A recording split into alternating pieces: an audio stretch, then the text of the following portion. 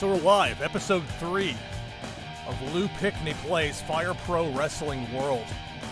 Now hopefully, I may have overdone it this time, but hopefully the noise of the game, especially when the crowd gets into it, won't drown me out, which seems to happen from time to time.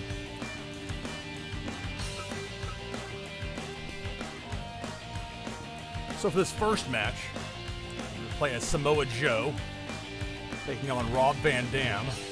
Road Warrior Animal, who I put in blue, it was supposed to red, so he looked like he's a tag team partner with Samoa Joe. Daisuke Sekimoto, Evander Holyfield, Timothy Thatcher, Blitzkrieg, and the Gambler. Super Blood hockey-themed ring, Full Sail University Arena, Mark Curtis, the referee. Oh, you know what helps if I actually plug my controller in? Oh, wow. That would be helpful. There we go. Oh, got stooged out on there. So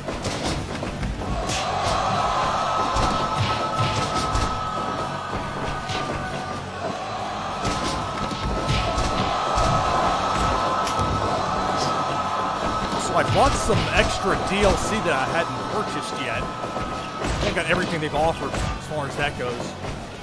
I had to resubscribe to the Painmaker Chris Jericho because there's like some sort of custom or somebody made a top hat that said. So I had to unsubscribe and then resubscribe and it works. May use that later. May play as Roman Reigns a little later. Talk about him a bit.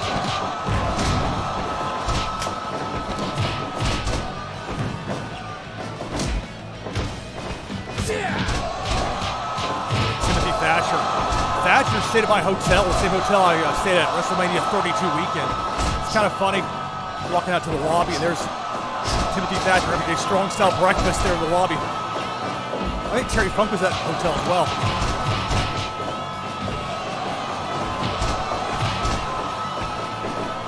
I haven't seen any of Thatcher's stuff in NXT, but I've seen quite a bit from his time in Evolve. Very good technical wrestler.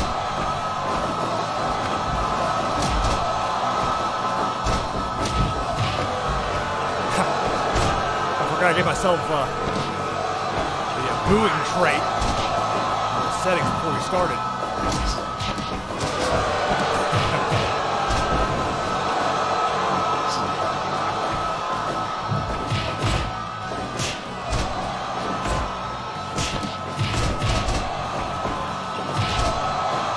Thatcher drops Rob Van Dam. Daisuke Sekimoto. We got to see him over WrestleMania 34 weekend in New Orleans 2 years ago. Guy he's not all that tall, but he is stout. Would not want to face him.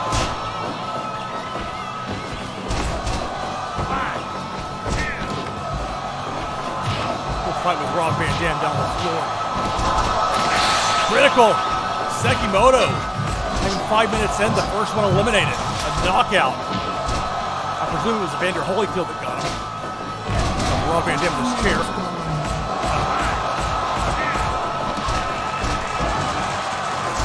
He decided to help me into the ring himself. Did somebody wake up Sekimoto? Did that by accident? That's strange. Everything should be up to date. I've got the latest mods. I made sure not too long before I started the feed here, so updates installed, all that.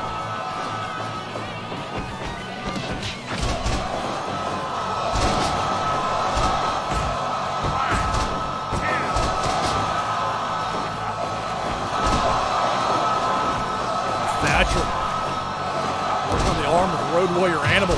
Holyfield a punch to the stomach of Blitzkrieg. Sekimoto somehow came back to life. Drops RVD onto his knee.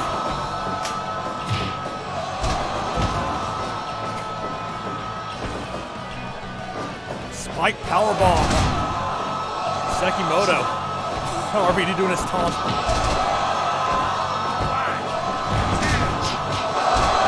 2.9, a near fall.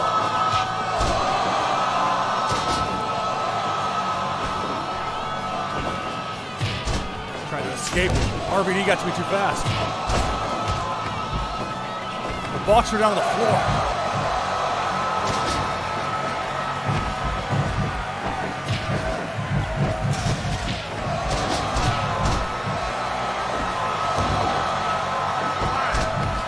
Got Samoa Joe and Evander Holyfield fighting on the floor.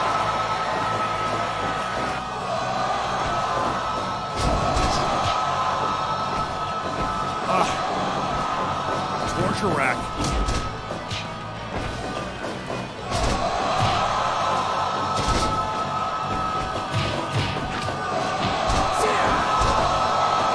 Thatcher. Maybe to submit to an armbar. German suplex and RVD, but Mark Curtis is over there counting the other one. RVD nearly fell out of the ring there. That was some odd animation.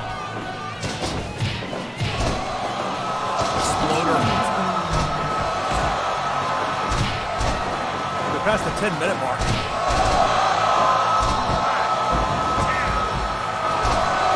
Near fall, level 2.9.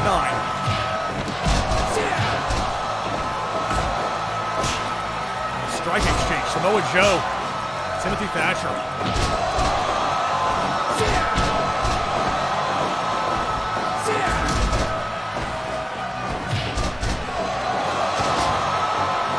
In real life, Thatcher against Samoa Joe would be a great match.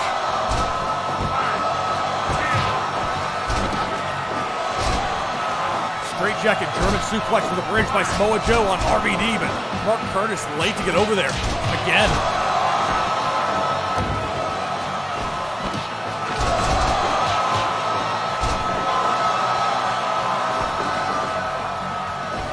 Trying to interrupt RVD's taunt there. Quite time it right.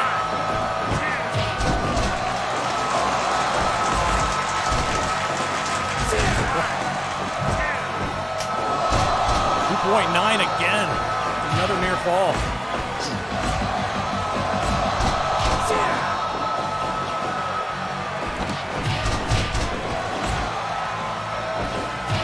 Getting military press from Road Warrior Animal.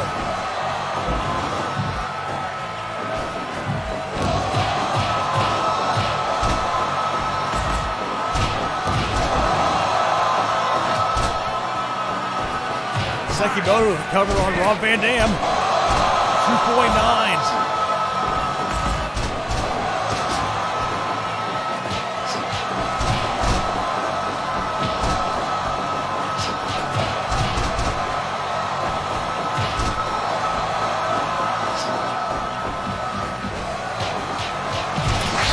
Critical. Evander Holyfield just critical Blitzkrieg. And that's the first official elimination. Assuming he doesn't come back to life like Sekimoto did. We got the bell, so that's going to indicate something. Boston Crab on Thatcher. I was like, oh, I got to watch out for Holyfield. That's the one thing, put a boxer in there, that flash knockout likelihood goes way up. At least my experience.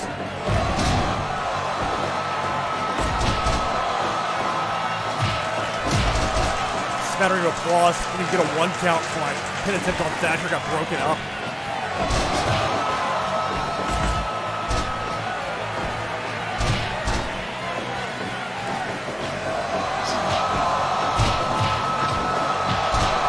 Samoa Joe with some kicks for RVD. And again.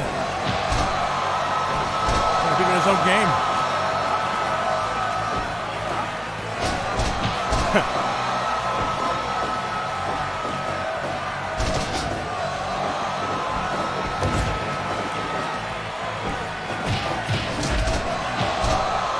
Holyfield. That as well. Went to the well once too often. Dragon screw leg whip by RVD, and then a lariat by Sekimoto, who then goes to cover Thatcher. Thatcher, the first one pinned in this match. Holyfield unloads on Road Warrior Animal. There's a lot going on at once here. Apparently, on to 5 at this point. Sekimoto, he really did somehow get critical to stay in it.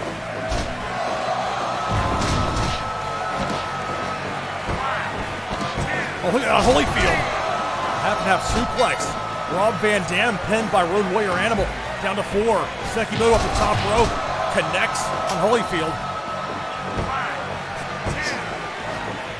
2 count. No disqualifications. Swing of the bat there. Sekimoto on Evander Holyfield.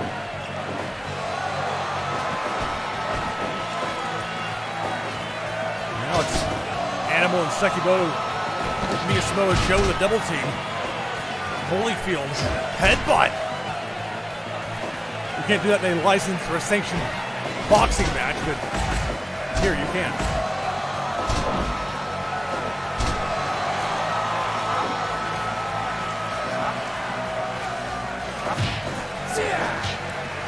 Sekimoto had to interfere. Oh. There we go. I connect on Sekimoto. Now they're taunting, trying to pick a fight. I'll bring it to him.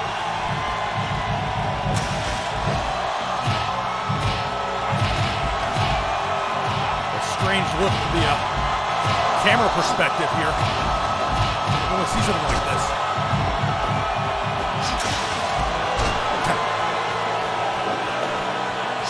Heat.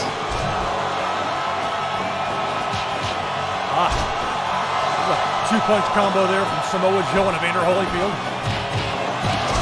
Frankensteiner by Sekimoto. Kick out of 1.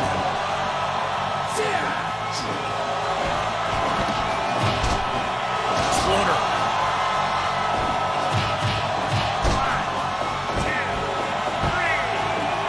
Alright, so Samoa Joe have eliminated Daisuke Sekimoto.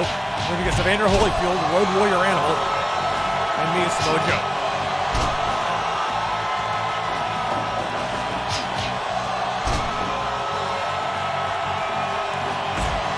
There we go. He was trying to stay away. Half suplex. Animal blown up. He'll make the save. And then deliver a pile driver.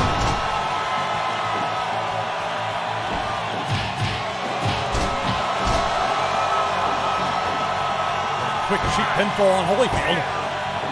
Got him.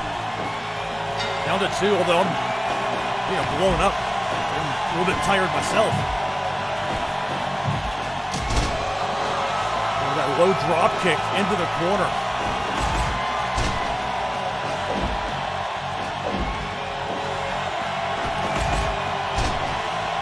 Another reversal from Animal.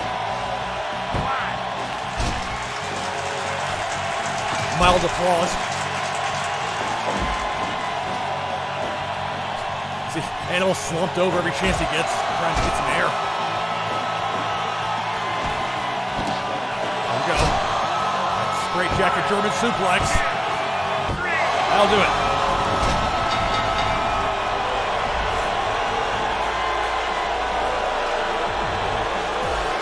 Fans are not feeling me on the victory.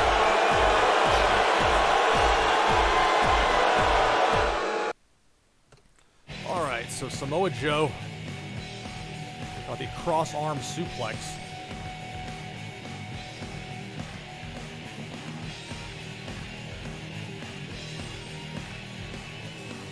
So match number 1 in the books, your winner, Samoa Joe.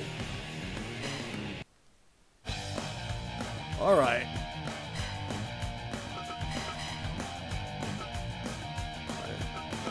Have a match with some of this new Stardom DLC that I purchased. There are 11 new wrestlers.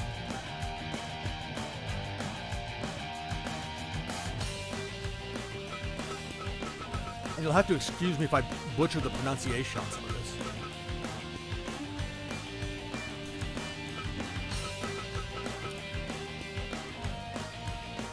So it's Tam Nakano, Saki Kashima.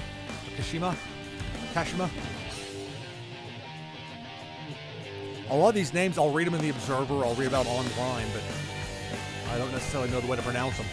B. Priestley, I know. I'll play as B. Priestley. Death Yama-san. Why not?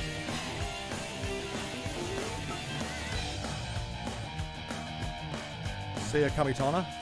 Tani.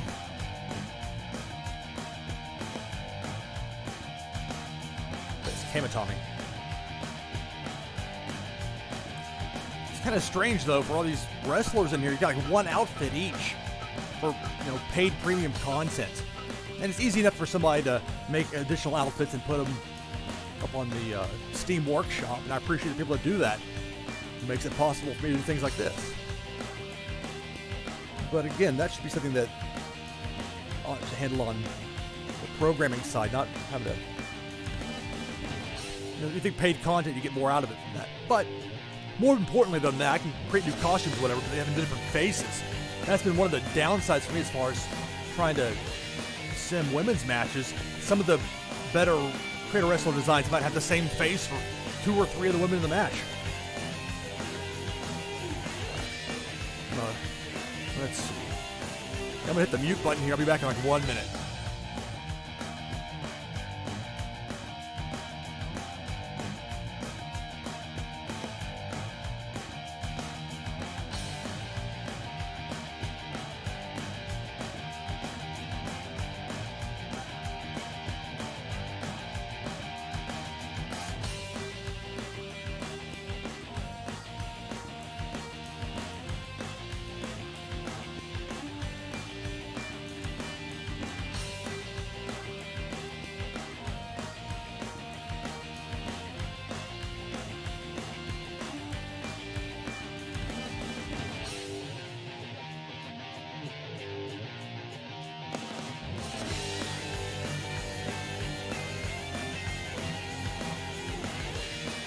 Okay, I'm back.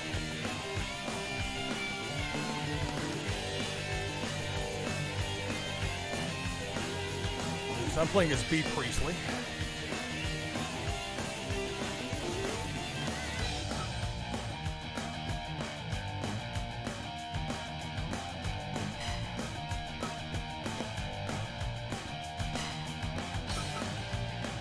AZM, that's what I can say.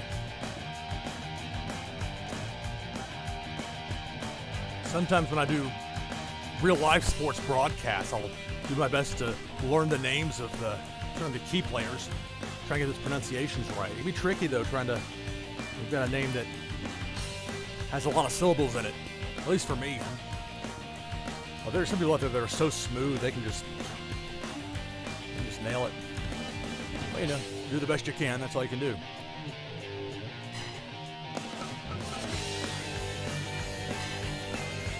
Konami, that's a name I can handle. And again, these different faces you get with this, there should be an improvement. And now that you've got with the crafts and people able to do a lot more detail-wise, it'll be interesting to see what people do from a creative standpoint and what they're able to share by way of the workshop, or whatever it is for the PlayStation 4, but I don't even think that much about the PS4 version.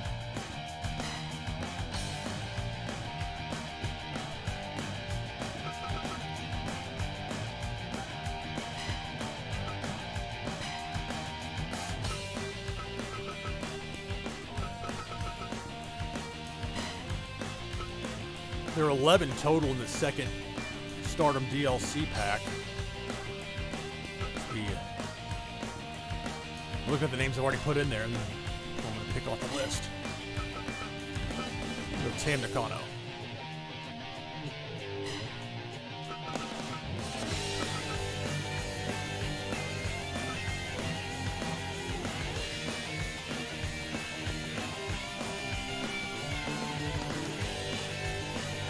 I rarely use the default ring mat. I mentioned that before with the NJPW, and then there's Takia Mania, some new stuff in there.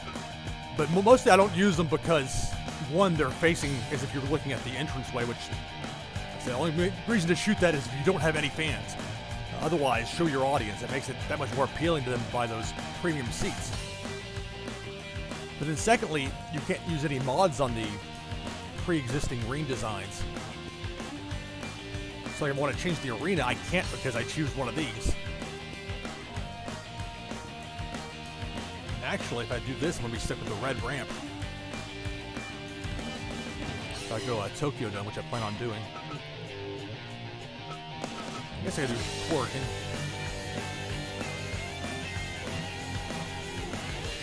This could be the vanilla default, which that might work. We'll see.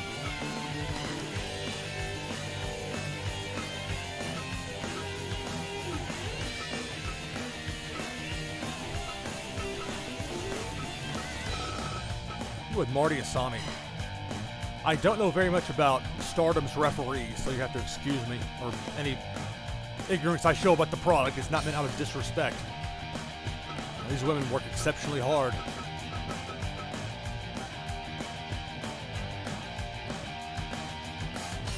Alright, so here we go. Match number 2 of episode number 3 of Lou Plays Fire Pro.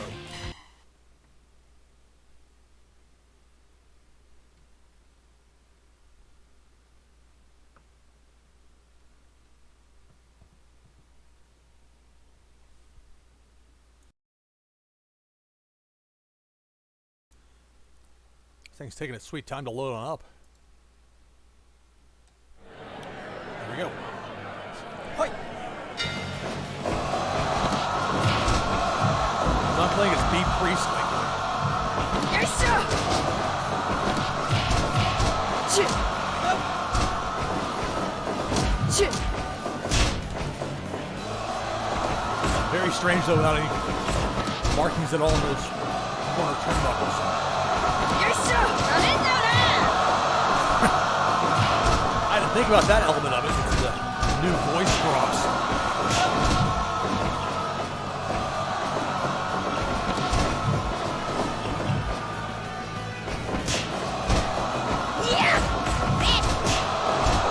Look at their website and everything over there.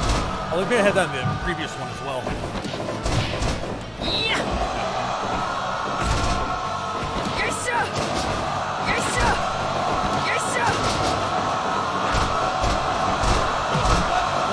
Priest, she's the one with the green dyed hair. Here on the left side of the screen. That's me. Oh, I mean, not to the circle button, that flying knee. I'm absolutely certain.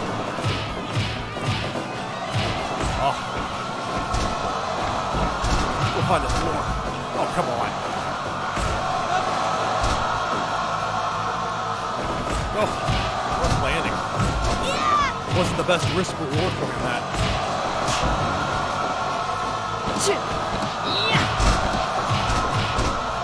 I remember the first time I saw women's wrestling treated as the serious sport that it is treated as in Japan was in a tape trade circa '94.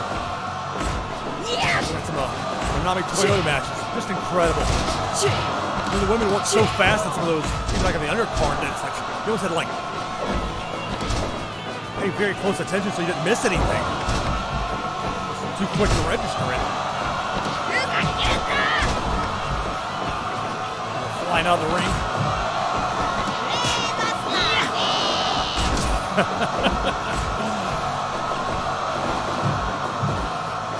Loving the sound drops. Maybe a point where the double two will wear off, but for now it's amusing. Come on, Marty. Tell the ref in position.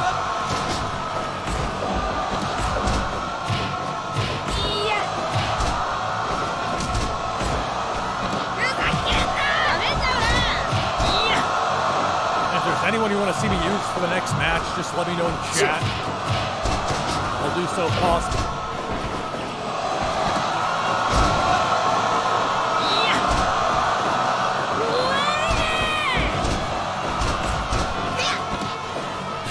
Head twist there.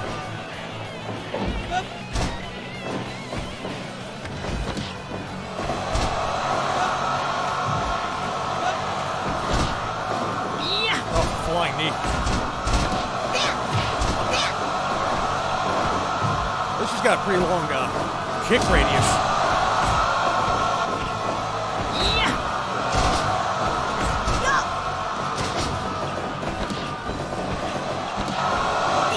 Victory roll.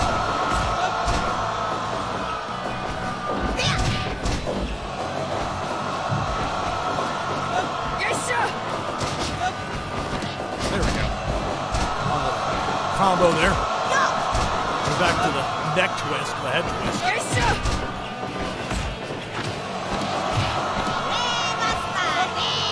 Uh-oh. She's gonna call her spots on me, huh? The brainbuster's coming. Don't threaten me with a good time.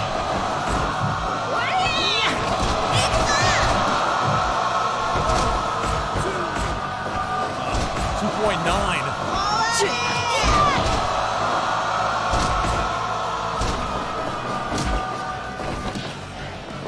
Because I haven't played as Beat Priestley before, I don't necessarily know what moves associated with what buttons.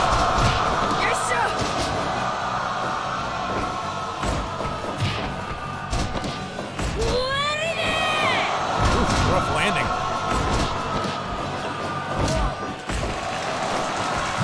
Quite applause from the crowd here at Portland.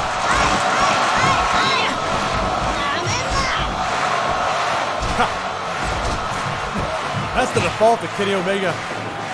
Finger point. Oh, fall of the ring. What was that about?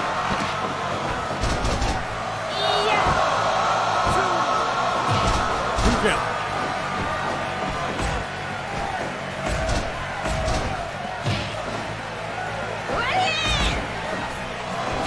This is kind of fun to sneak up with that close elbow cheap shot from behind. Yes.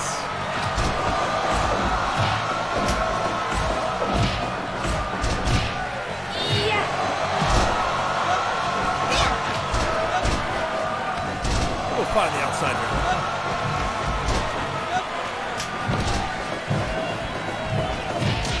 Hey,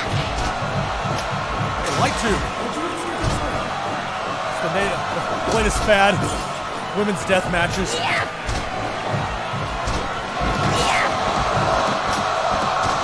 Got a lot of this wonder here under the ring. No light tube. How convenient.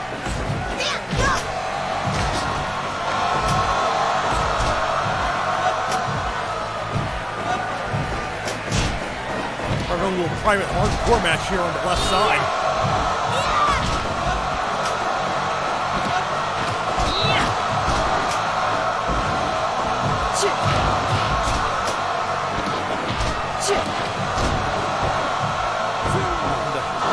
Great unknown over here.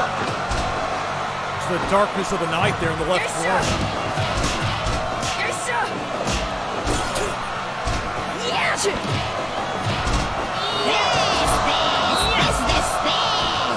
What in the world? Is that a gremlin?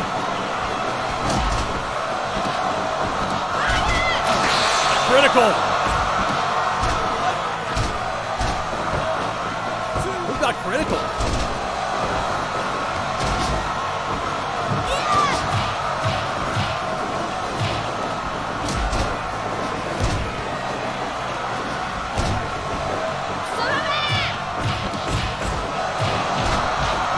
For a moment. Make sure there's a chat.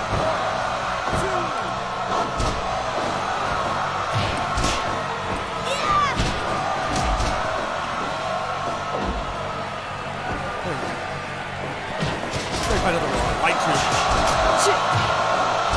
No! Falling on the board. There we go.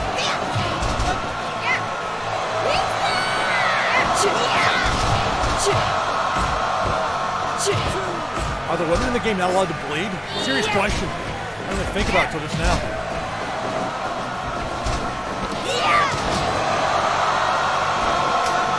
There we go. Want to break it up.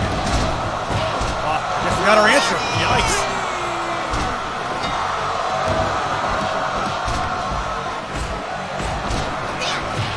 The light tube is enough to get some blood flowing. Now it's getting serious. 7 remain.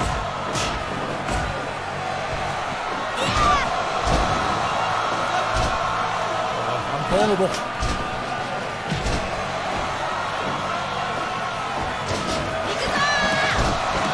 Oh, too slow. She sensed me creeping on her there.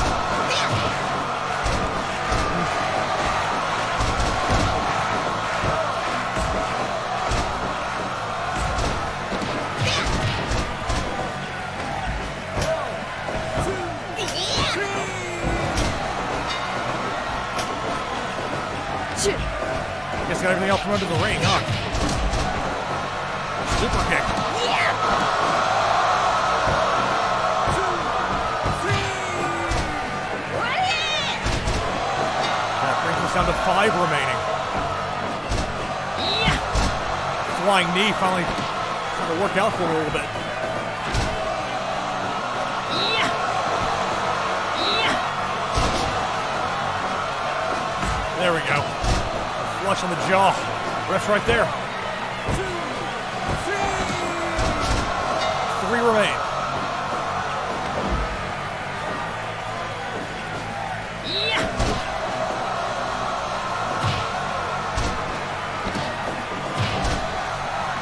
Start kicking her in the face. Yeah! Past the 20-minute mark. Covered by Priestley. Down to 2.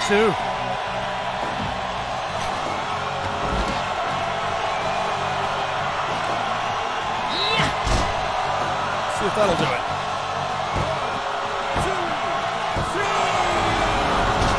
All right, Beat Priestley wins. Yakuza!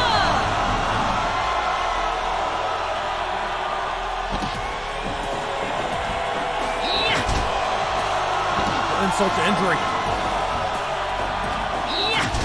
Yakuza! All right.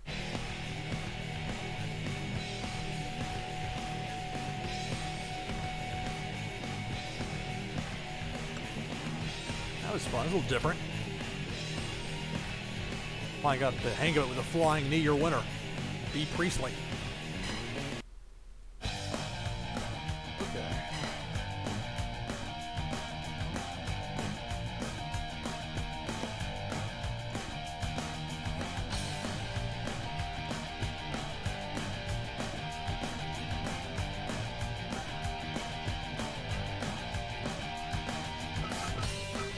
This next one.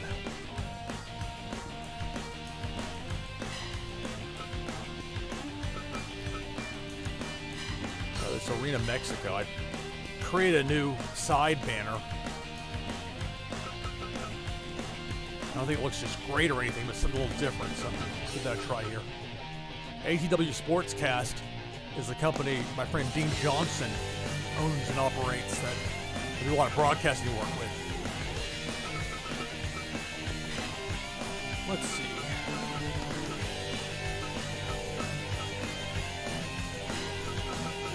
I realize there are some people in here that are actually not part of 205 Live or whatever in 2020 constitutes 205 Live.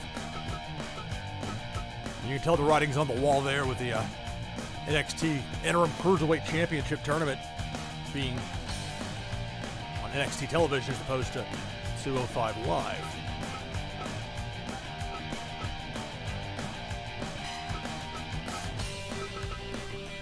I'll play as Tyler Bate.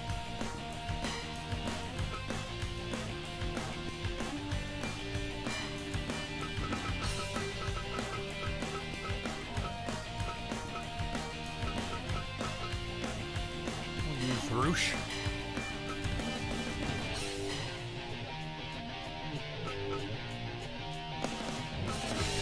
Ciclope. With the Malenko head underneath. It's been a while since I've looked at this particular head. That's good. It'll be a traditional, the real Ciclope.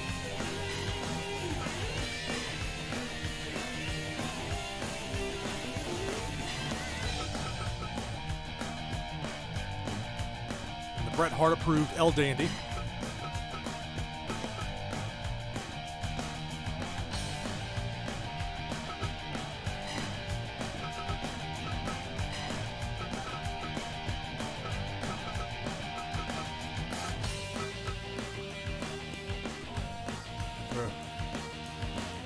The 4 foot tall, 88 pound Kuji. I think I've heard the pronunciation on that one before. I think it's Meej, I don't know. Let's see.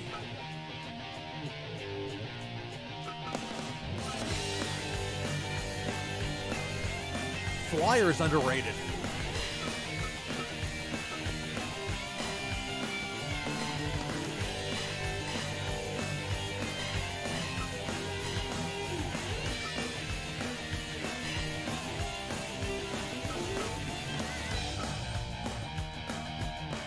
Stuka Jr. not afraid to jump from the top rope to the floor in an opening night or opening match of the card like he did in New Japan during Fantastica Mania. Opening match, he's the top rope to the floor. I remember being disappointed when I thought Stuka Jr. against Ishii would be a great matchup. So I looked it up and they had one, I think like a 6 or 8 man tag match. They had like a pretty long exchange and it was disappointing. So it's kind of weird when you see something you think will work and think would be great and then you see it and you're like, maybe not. Although maybe you put them together today and they tear the roof down, who knows.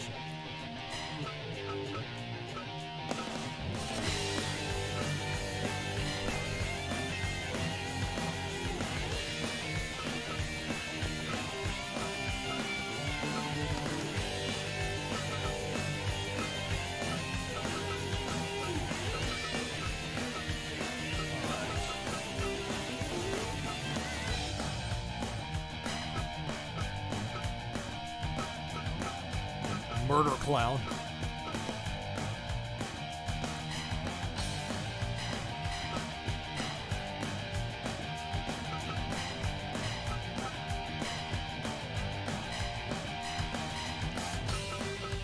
Trying to have it so there'll be at least some differentiation between the various outfits.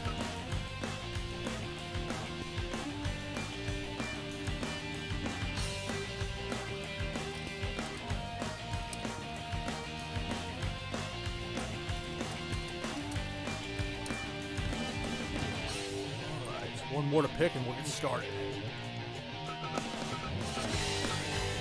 And I realize that Tyler Bate's not really fitting with the rest of them here, but that's what I'm going to do. That's one of the things with Fire Pro. If you want to do it, you can.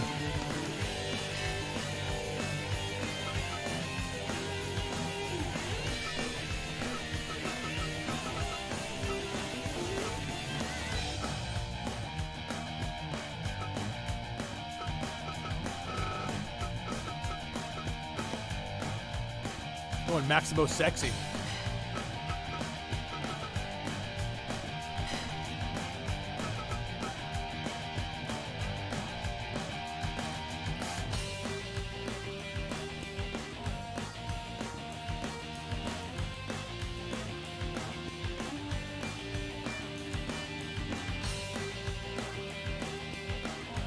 All right, so here we go.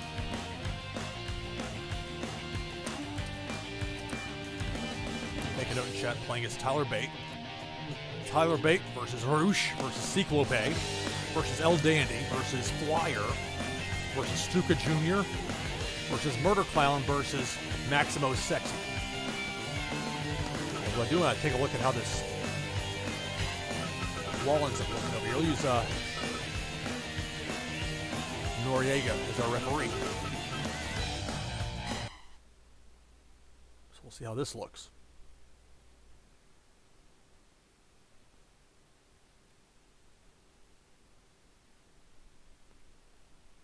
For some reason, it takes a long time to load with some of these. And then others just load right up, even the same volume of participants. You see Telltale, see like with the red background there, it's like, it doesn't quite look like it's like the Observer ad over there. It looks like it's backlit.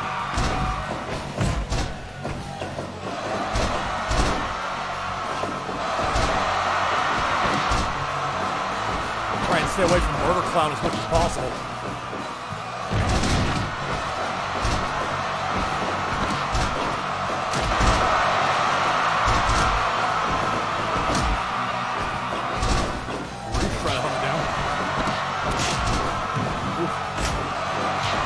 Springboard punch by Bate. Nobody home.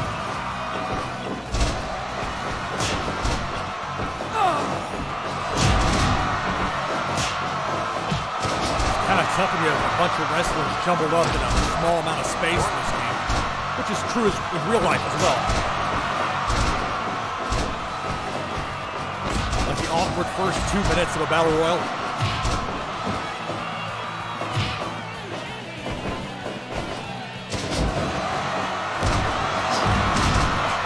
Try to drop kick on Murder Clown.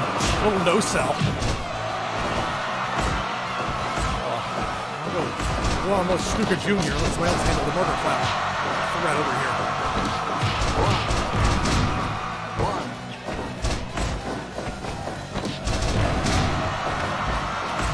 on Stuka Jr. here on the floor. Oh.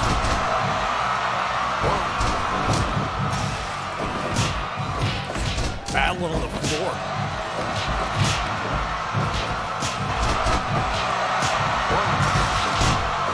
Shot.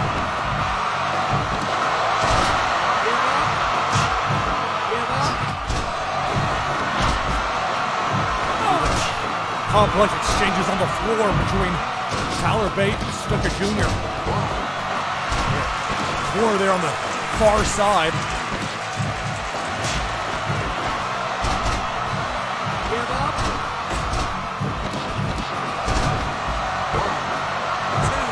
This might not be the best spot for me. I worked through the corner there just to get away from Stuka Jr.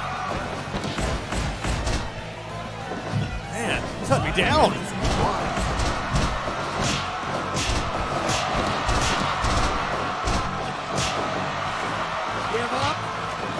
El Dandy handled it for a minute.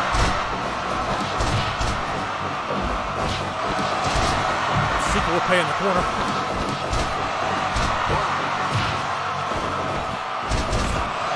Reverse left and right. El Dandy with a bulldog. Murder Clown. 2 count on the Roosh. Maximo sexy. Powerbomb. Flyer by Murder Clown. Not even a 1 count. The drop kick on Murder Clown. 2 count.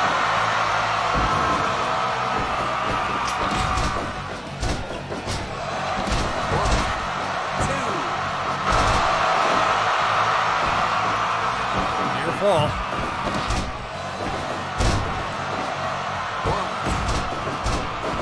Much luck in here. 1, 2. There we go. Gut wrench. 1, 2. Flyer. 1, 2. Northern Lights. Quickly broken up.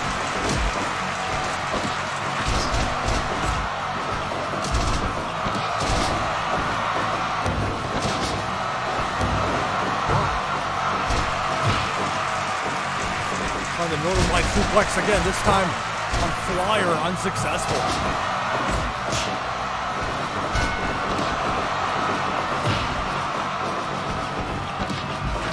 Right on the floor with Roosh. Oh, that was unfortunate. Oh no, a baseball bat. Get away.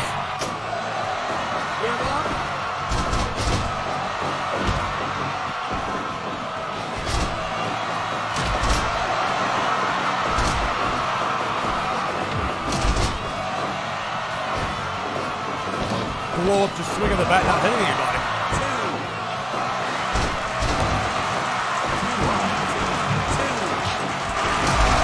2.9, a near fall. Brody knocked out Maximo sexy. 2.9, El Dandy. Flyer nearly gets the first pinfall of the match. Military press on El Dandy by Murder Clown.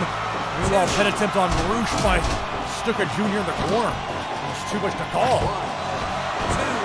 Again, and again a 2 count.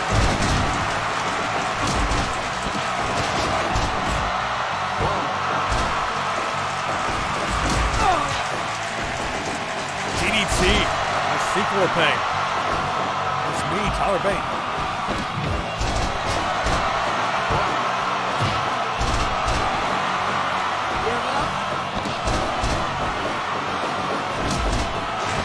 Ciclope out of the ring. A flip into a kick on Murder Clown by Tyler Bate. Murder Clown unloads on Stuka Jr. Pin attempt. Maximo sexy shows his appreciation by doing a cartwheel.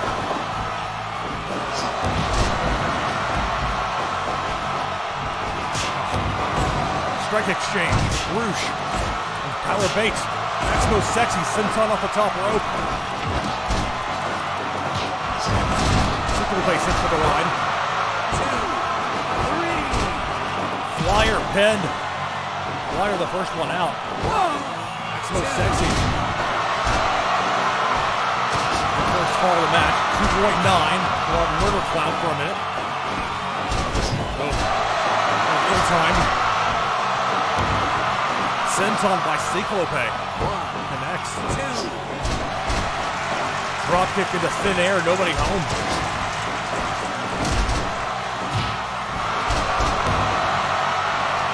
Ciclope makes the save on the penitent by Maximo Sexy just to put me in a headlock.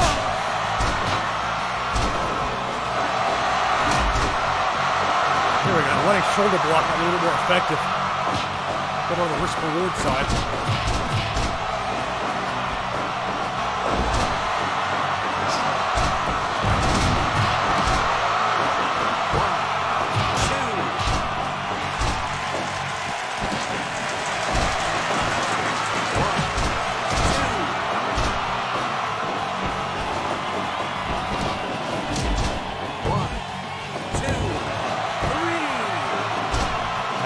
Sexy pins El Dandy. Down to 6.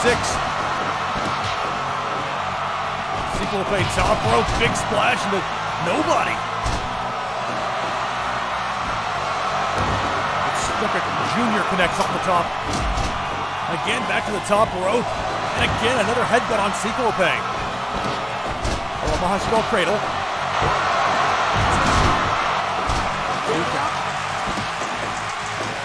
Here's the applause here at Arena Mexico.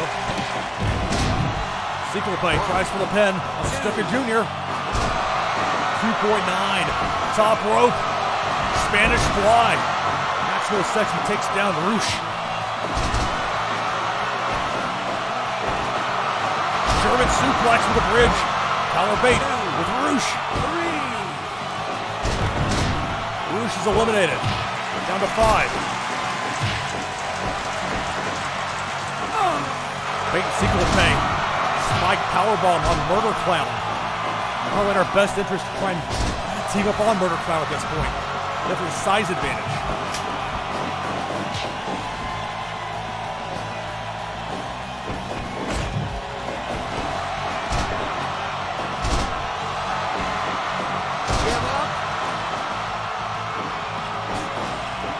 Scoot there.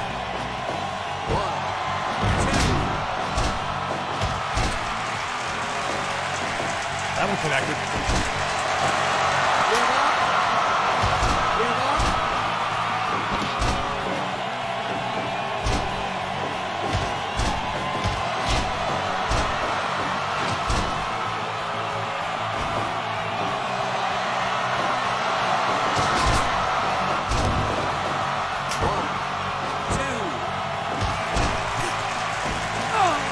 I sure love trying to get the pinfall, but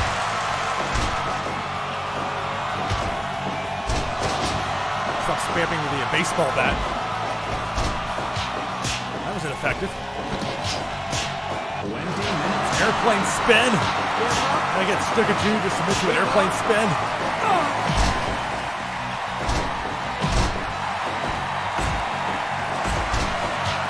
A trio of uppercuts. Stuka Jr. by Bate. Now Bate with a German suplex. 2.9. Near fall. Crowd explode. Roar. 2, 3. Ciclope pinned by Stuka Jr. We're down to 4. Collar Bate. Realize that figure 4 leg lock on Maximo Sexy. Stuka Jr. with a Rana on Murder Clown. 2 count.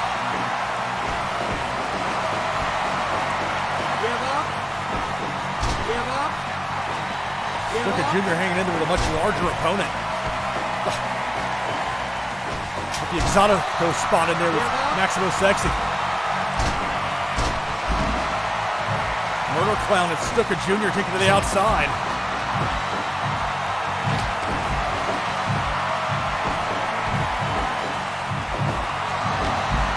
Collar Bate blocked by Maximo Sexy on the superplex attempt. Roll away as far as I can. Go down here to the floor. Oh, that didn't work.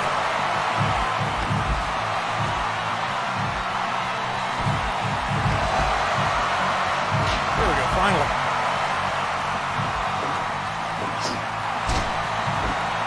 advised to let Maximo Sexy have all that time in there to just rest up for the rest of this fight outside the ring.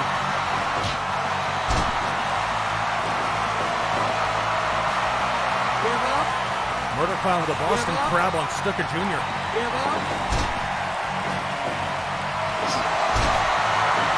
Thought I'd figure out the spacing on that one. Apparently not.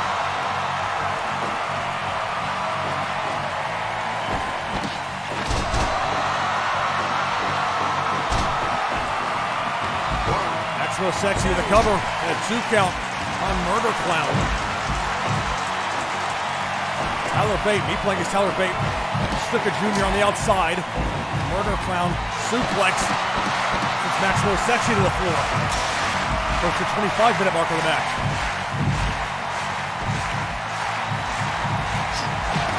Dropkick connects. Tyler Bate. So Stuka Jr. with this rarely seen near side corner. Gut wrench on the floor. Stuka Jr. pops up with a Rana.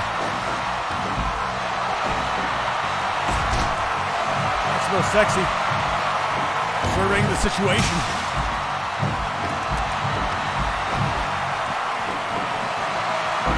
Murder Clown suplex to the outside by Maximo Sexy. Look at the strength by Tyler Bate. Cesaro style swing.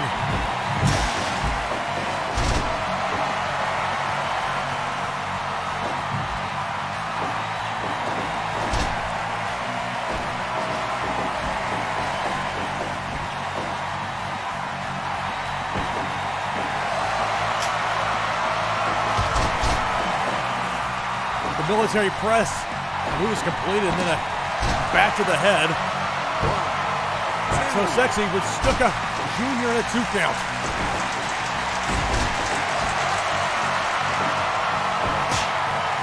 Stuka Jr. and Bate, strike exchange. Maximo Sexy goes top rope. Senton connects on Murder Clown. Maximo Sexy showing off some acrobatic skills. Bate gets the better of Stuka Jr.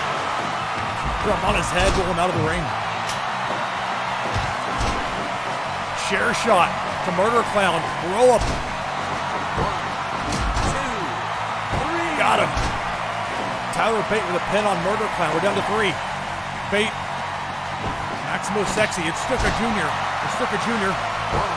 takes over Maximo Sexy. 2 count only.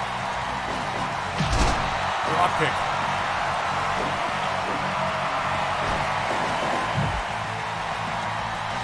That was a strange decision. Maximo Sexy there thrown to the corner, and then Stuka decided to come over and give me some threatening glances. 14 minutes gone. There's a roll up by Bate.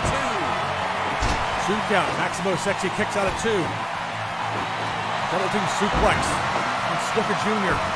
Maximo Sexy out of the ring. Backflip and a cover on Stuka Jr. by Bate. 3. Stuka Jr. is eliminated by Tyler Bate. We're down to 2. And a backflip by Bate on a Maximo Sexy to win the match. 3. Tyler Bate's your winner.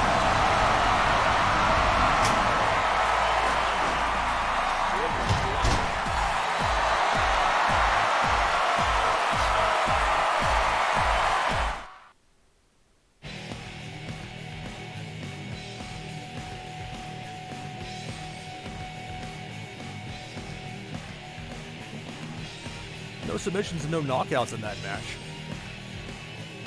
We had a jackknife hold, a pair of moonsault falls. Your winner, Tyler Bate. Okay.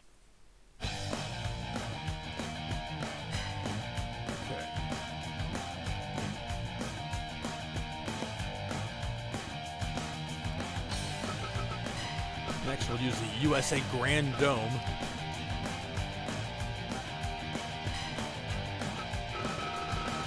Papa Rocco's ring theme. Papa Rocco's is a restaurant down in Alabama, very close to the Gulf of Mexico. place called Gulf Shores, Alabama. Very nice place. And, well, as you would imagine, they've got some great seafood there, but they also have, I think, the most amazing French dip sandwich I've ever had anywhere. You wouldn't think that'd be the place you'd find it, but wow. Anyway, so that's the thought behind that. It's a really good place. If you ever find yourself down in Gulf Shores, Alabama, right down Papa Rocco's,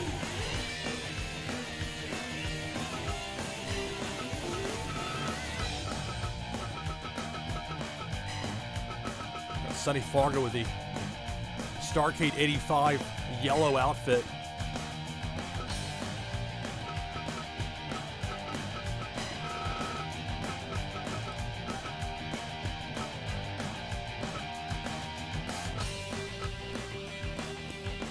Interesting to see the various ways that the individual designers of these Creator wrestlers went with the Roman Reigns design.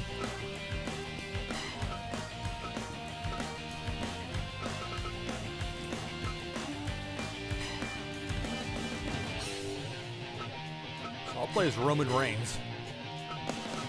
How strange is it, though, that WWE has basically all but erased Roman Reigns from their on-air mentions?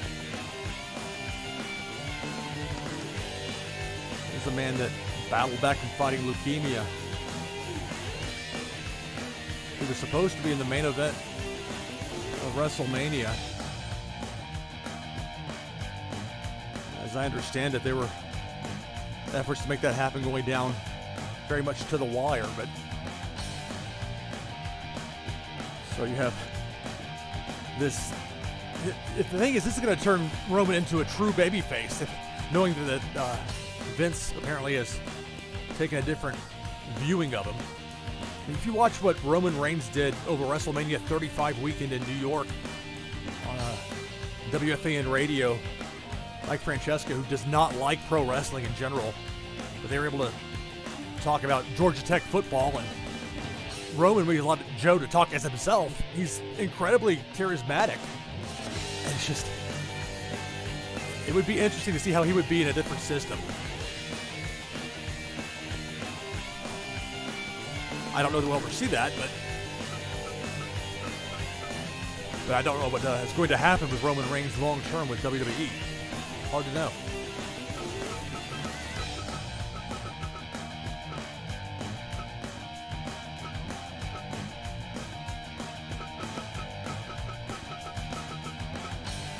I do have some Benoit Creator wrestlers, but I don't want to play as him, so please don't ask. Not that anybody has. I'm just throwing it out here, knowing that we're into the WWF Attitude Era stuff.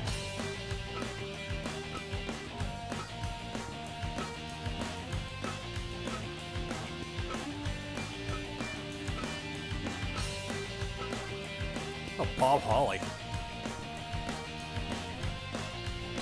I don't know if I've ever had a even Simba match with Bob Holly in it. I certainly have the Creator Wrestler download, but downloading it and using it are kind of like one and the same. Going to Ahmed Johnson, all read everything.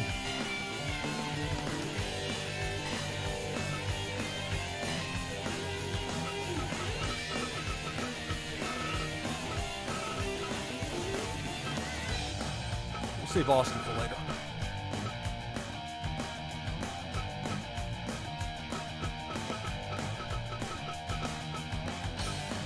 Dynamite Kid.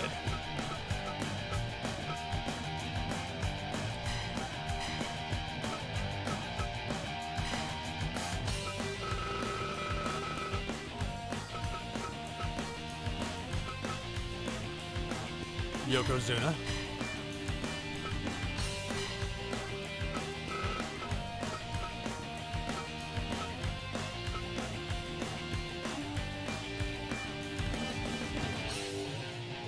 Save Virgil for later.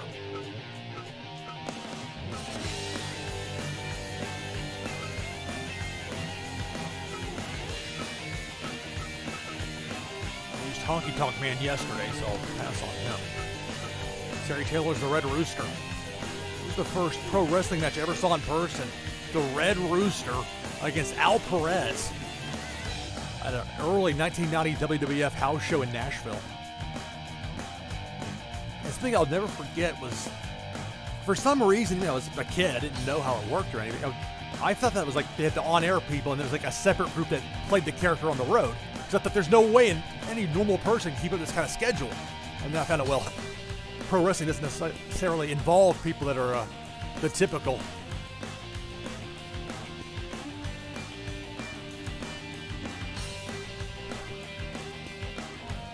You look back from some of those late 1980s WWF runs that guys would be on the road for weeks and weeks at a time. It really wasn't good for anyone involved.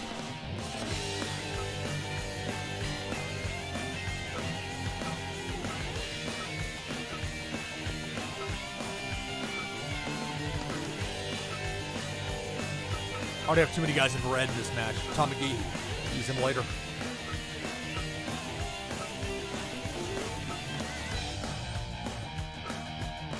You know what's funny? Sam Houston, go back and watch the 1988 Royal Rumble. The very first one, only 20 minutes. The pops those guys got were just ridiculous. Every babyface. And that's not like sound sweet and later, that's how it really was. And even Sam Houston, I thought like Von Erich was coming out or something compared to how it is today. Not just because of the empty arena stuff, but even before when fans were allowed to be there. Yeah. Awkward silence that comes with the poor WWE storylines, the ones where Vince McMahon is personally involved in the development of it. That almost never ends well for the people involved.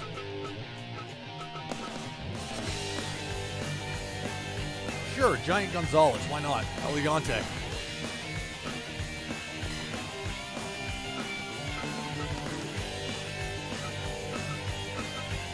Adrian Adonis, that guy could work. Even when he got heavy towards the end of his career. If you have New Japan World, there's some Adrian Adonis stuff on there. I can't, you know, it was him teaming up with Dick Murdoch, but there was a tournament or something. They had to face each other in a singles match. And it was, they almost worked like a WWF style, early 80s, you know, headlocks and slow style. But the times when Adonis had to bump, he was just taking crazy bumps.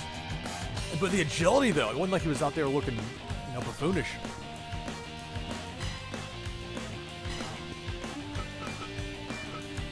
All right.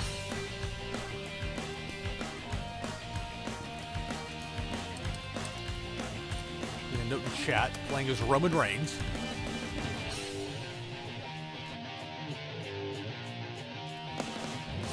Roman Reigns, Bob Holly, Ahmed Johnson, Dynamite Kid, Yokozuna, Red Rooster, Giant Gonzalez, and Adrian Adonis.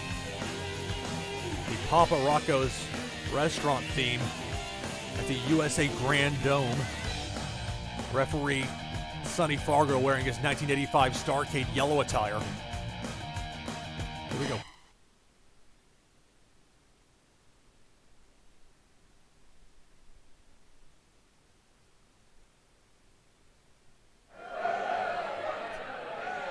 Right. So Graham paired up with Giant Gonzalez out of the gate.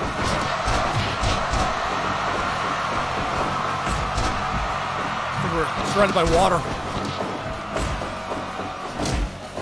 Fire Pros answer to Fight Island.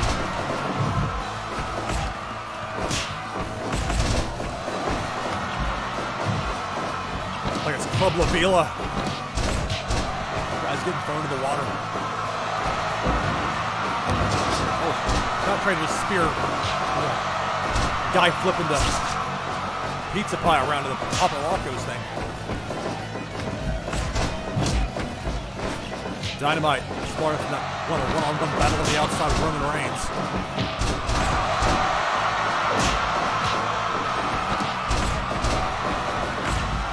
Bob Holly. Oh.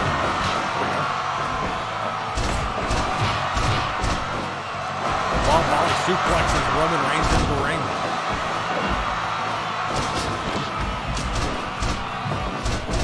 Adonis goes to work on Red Rooster. Giant Gonzalez knocks over Dynamite Kid.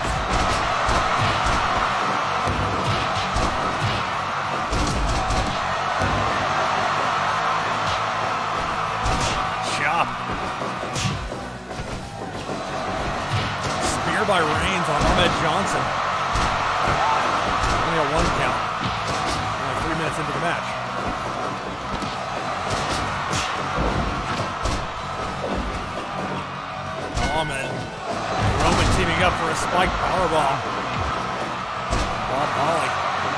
look at this duo. Giant Gonzalez and Yokozuna teaming up to suplex Dynamite Kid. I think one of y'all could have handled it. The creator wrestler design here, this Giant Gonzalez, didn't quite finish the job. It's like a mask is starting to fall off.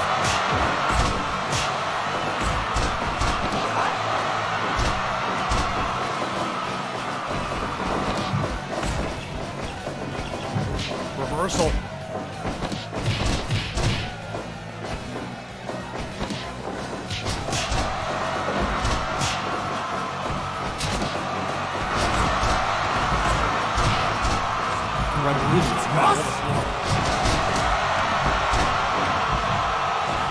Elbow drop when you're laying on the ground. Hard ground below it. That would not feel particularly good. More with that. Right back suplex on the floor. And a vertical suplex. Drops the Red Rooster. Pin attempt. 2 count by Adonis on Dynamite Kid.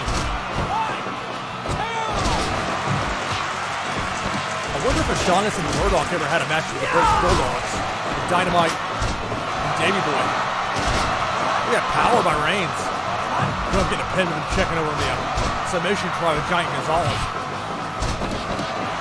Sometimes in this game you gotta pick your spots and it's not gonna happen. There's a long cue to wait for the count. The ref just letting go and was he knocked over by a third person and left vulnerable. Vulnerable. It's Bob Holly facing onslaught. Both Adonis and Roman Reigns, and now they're beat playing as Reigns. It's Adonis coming after me.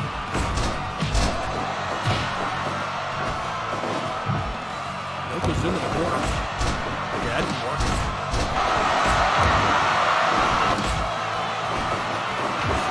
Headbutt. 2 count. Dynamite almost got the pin on Ahmed Johnson. Johnson now. A spinebuster type move on Dynamite Kid. Adonis and Giant Gonzalez.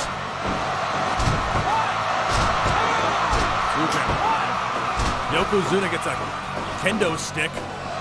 Singapore cane match. Ahmed Johnson and Giant Gonzalez. Spike powerbomb. Roman's got spike powerbomb. Tilt-a-whirl on Bob Holly. I'm going to stay as far away from Yokozuna as I can. He's building that weapon. Spear for the Red Rooster.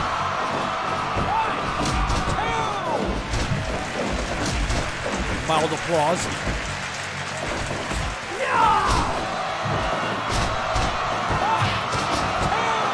The spear is pretty fun to use in this game once you get the timing down on it. Especially like this where guys are going to be inevitably left prone, like right here. They're trying to spear Sonny Fargo.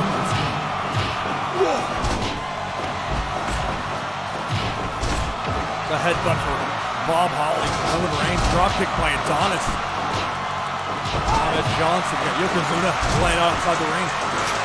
Before all 8 participants remain in the match. A strike exchange, Roman Reigns. Bob Holly.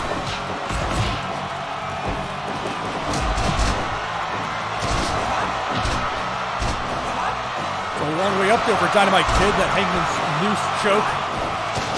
Scorpion Deathlock applied by Red Rooster on Adrian Adonis. Big clothesline, Ahmed Johnson on Yokozuna. I think the spear fails. Big claw hold. Giant Gonzalez with a claw hold on Dynamite Kid. Low blow. A lot going on here. Well, it's the best decision for Giant Gonzalez to be running off the ropes like that from a stamina standpoint, but it worked there. The spear for Yokozuna.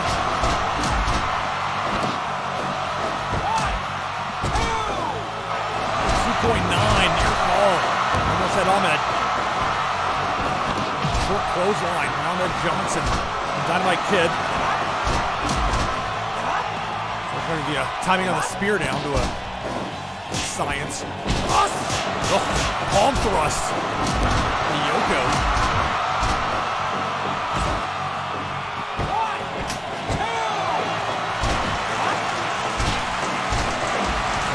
Claws of the crowd start to pick up. Oh, Adonis out of the ring. 2 count. Bob Holly. Near fall on Dynamite Kid.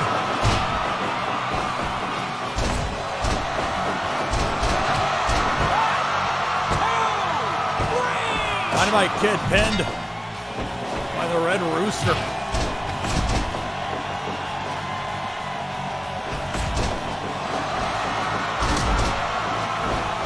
Tilt-a-whirl slam by Roman Reigns on Ahmed Johnson in the cover. Got him. Down to 6. Dynamite Kid, Ahmed Johnson eliminated. Yokozuna with a kendo stick. Giant Gonzalez, Bob Holly. Michinoku driver on Adonis, Red Rooster, me playing as Roman Reigns. That's a 6.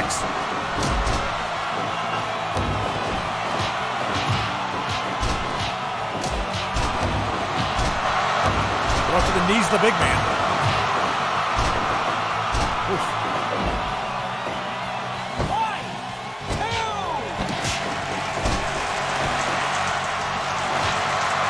Sleeper attempted by Giant Gonzalez, broken up by the Red Rooster. Half Boston Crab by Roman on Bob Holly. Huge punch to the gut. Red Rooster by Adonis. Yoko. Let's get speared if I can pull this up. Oh. Yoko got out of the way.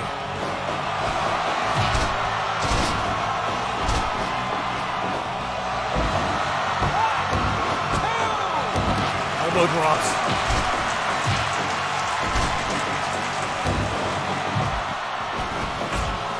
Roman Reigns, Giant Gonzalez goes for that superplex. And it connected. All the way down for Giant Gonzalez, the cover. 2.9. A spear for Adonis.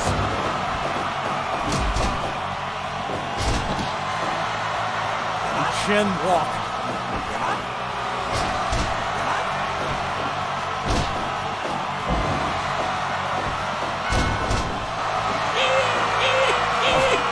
How embarrassing for Terry Taylor. Had to walk like a rooster. I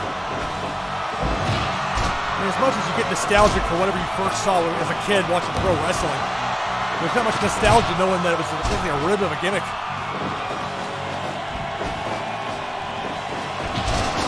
Oh, ref bump. Oh, the claw.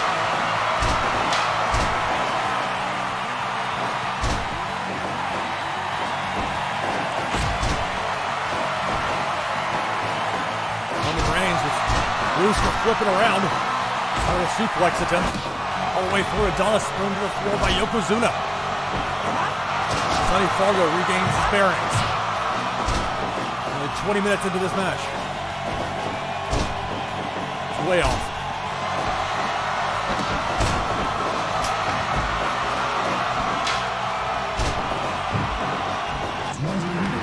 That was a rather unimpressive double axe handle to the middle of nowhere there by Roman Reigns. Getting close to Yoko. This is not good at all.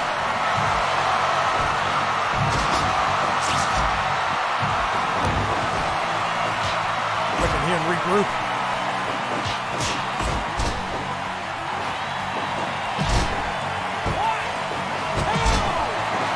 Two count. Giant Gonzalez, the near fall on Red Rooster. Rooster sends Gonzalez to the far side. Decision by maybe of an elimination. I'm looking over here on my side to see who got eliminated. It's Bob Holly out of the match. We're down to 5. Rooster throws Adonis to the outside. Tries for a back move on Yokozuna that fails. With Roman Reigns facing Giant Gonzalez. 5 remaining. Adonis taken down with a swinging neckbreaker by Red Rooster. Covered by Rooster. 2 count. Like a collision there between Yokozuna and Giant Gonzalez. Scorpion Deathwalk applied. A submission to Red Rooster made Yokozuna submit. That's some curious booking.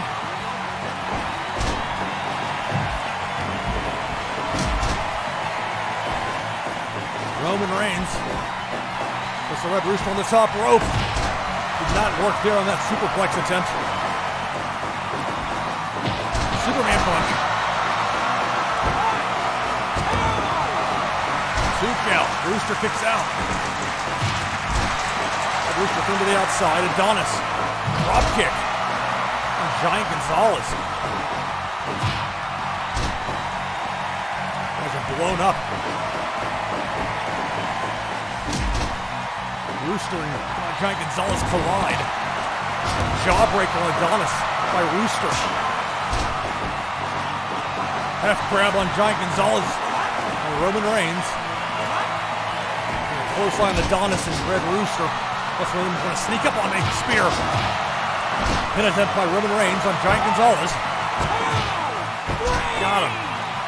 Roman Reigns pins Giant Gonzalez. Now a pin attempt by Adrian Adonis on Red Rooster. 2 count. Scorpion Deathlock.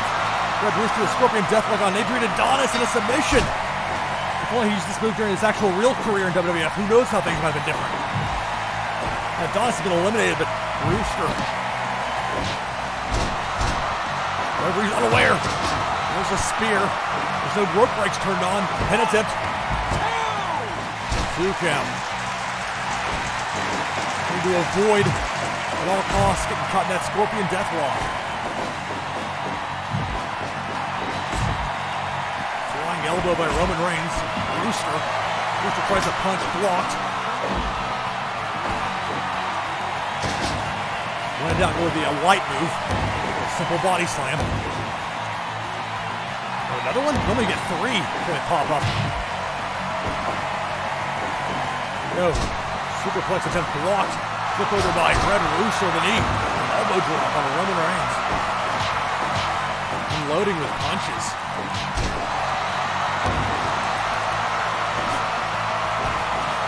Golden Light Suplex blocked. DDT by Roman Reigns. Spear. Spear by Roman Reigns. Cover on Red Rooster will win the match. Again, a kick out. Another cover.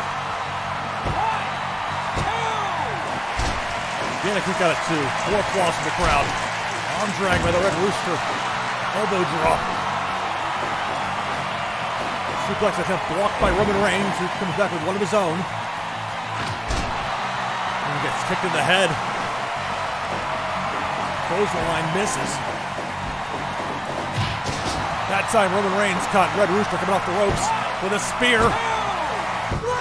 That'll do it. Crowd erupts.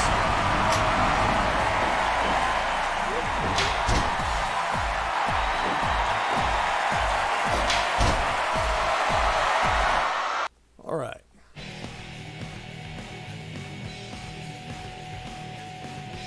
Oh, was that an actual submission move he had? The cock of the walk? They're goofing on it. Oh, how embarrassing. Your winner, Roman Reigns. 28 minutes, 54 seconds, the time in the last fall.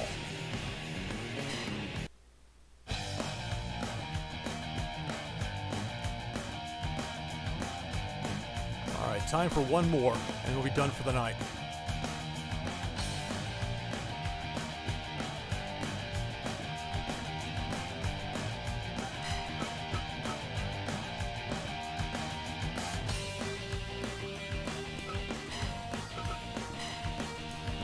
Takafumi City Gym. I'll go with the Observer-themed ring.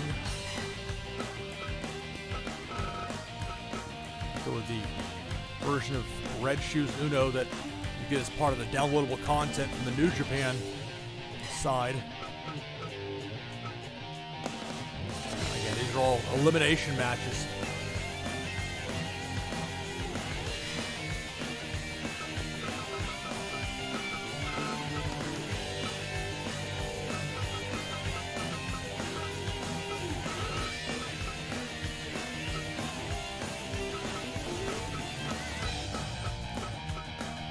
Funny to look back. There were things I had forgotten about, like Jacques Rougeau having a run in WCW that included him pinning Hulk Hogan in a singles match up in Canada.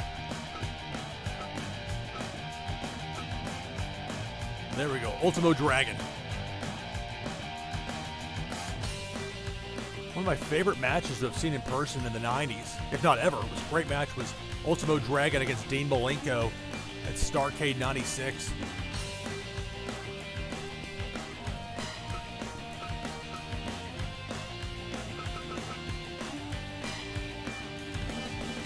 There's a different Ultimo Dragon on here. Maybe not, but I think there is.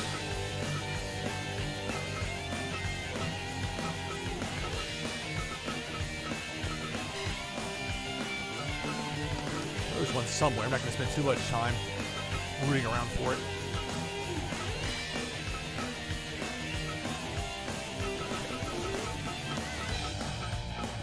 We'll hunt down the missing version of Ultimo Dragon later.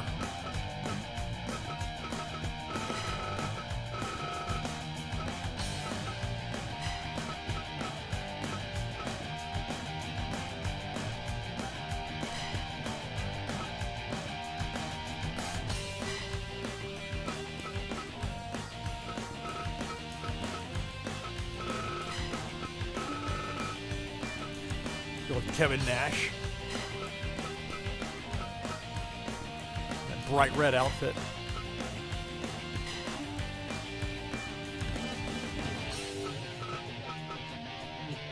Harley Race wearing the, there's a different one I'm going to use, Harley. Like the circus clown pants.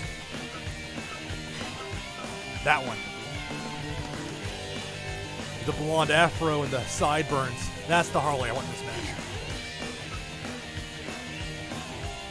You know, when you dress like that, nobody's goofing on you. You're not one to be trifled with.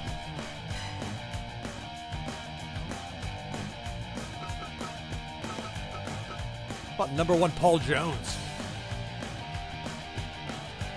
Like watching those NWA World Championship Wrestling shows on WWE Network.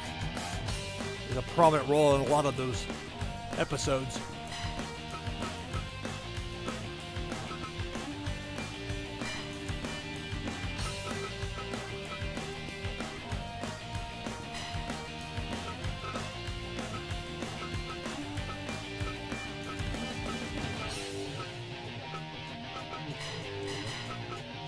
The original Sheik. Part of the reason that today WWE has the ridiculous rules for the cage match, where it's like escape the cage first and you win, as opposed to the cage keep people inside so you have a definitive winner without any run-ins or nonsense. Part of that's because when the WWF in the early 70s wanted to book guys that were not inclined to do jobs, they gave them away for Bruno or whomever to be the winner, but not have to ask the Sheik to do a job, or Dusty or whoever else they brought up. You know, those blood stoppage losses and all that. Anyway, I think a lot of people today know the Sheik more for being the uncle of Sabu, but he had his run in the Detroit area. It was good enough. Even those 5-minute main events. I mean, you're not getting a Flair Steamboat Classic, but he got the people emotionally involved. He got them to care. Underrated trait, especially in the modern way the biz is. Like Bruiser Brody.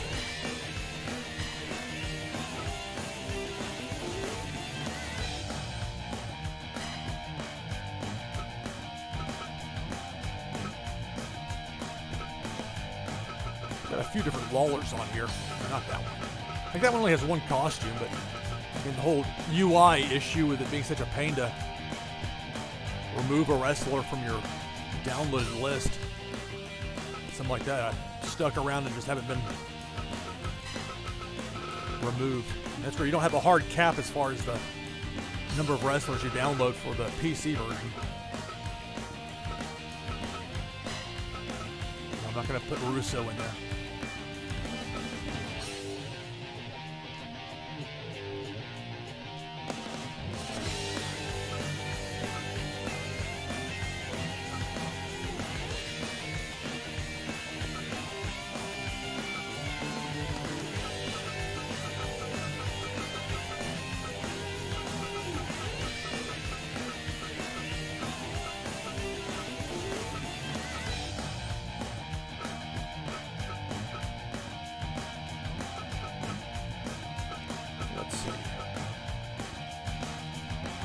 Originally going to use Jake LaMotta in the first match tonight, but then had a late change of heart and ended up putting Evander Holyfield in there.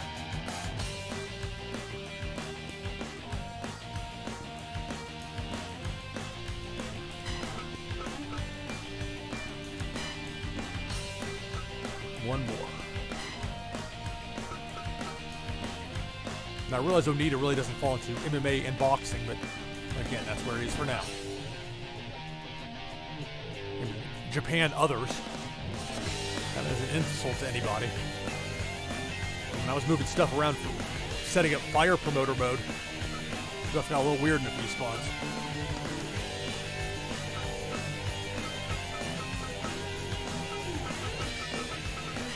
I know music. Toru Yano. This version has different costumes, but I like the way this one plays better. I've had fun teaming up this version of Toru Yano with the download I made of somebody made a Dennis Rodman create a wrestler, put it on the Steam Workshop, and as improbable as that sounds as a team, I mean, I guess Toru Yano and Colt Cabana work, so it's not implausible. I mean, the ceiling on what Rodman might do at any given point remains high. But for this match, I can have Rodman have Toru Yano. I'll take like a 2-minute break as I drop my controller. That's not good. All right. Okay. Back in 2 minutes or so. Maybe less. But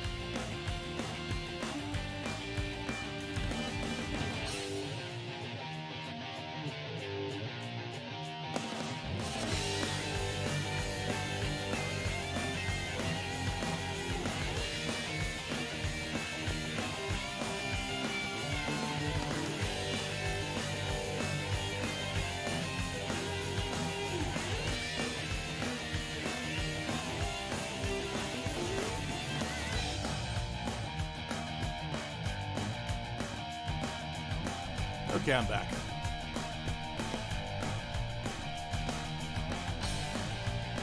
I think this will be the last match of the night for this broadcast. And me playing as Ultimo Dragon.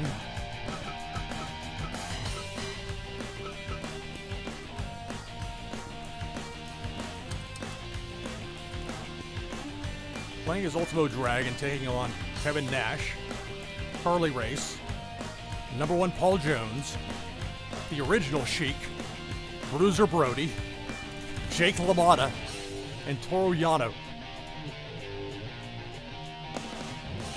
Referee is Red Shoes Uno.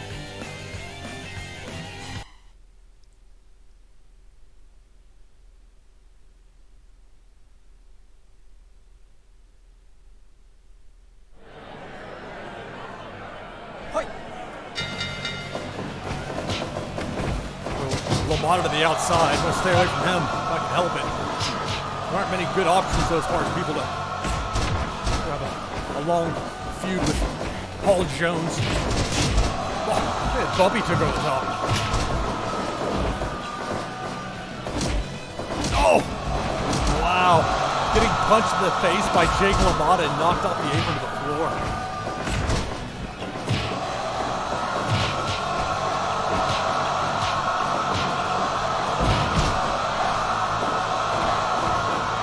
Toehold on Jake Lamotta by Ultimo Dragon.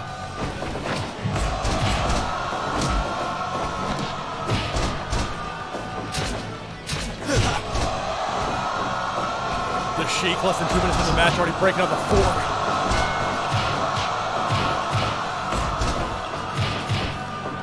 There's been a nuisance to Kevin Nash.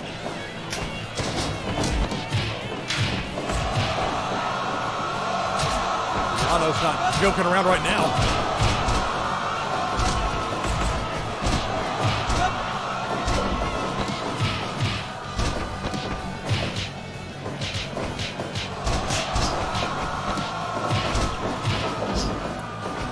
So the ratings for this past Monday Night Raw came out today, as it always does. Almost always does on Tuesday after. Oh, the Sheik taking a sickle to the head of Toru Yano.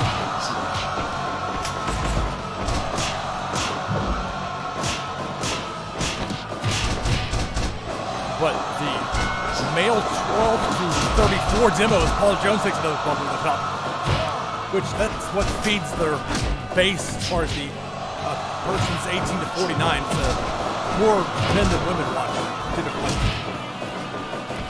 But those numbers have just plummeted. I mean, they're already on the downswing, but since they come with the empty arena stuff, that demo has not been doing well at all for WWE. And it's crazy. It's this perception that they must have Vince McMahon in there. The stockholders are going to freak out. I mean, people that only stock in WWE really know that little about what's going on. That frightens me. But I'm hardly someone to ask for stock advice. Just have my mutual fund. Let it accrue cash for my retirement.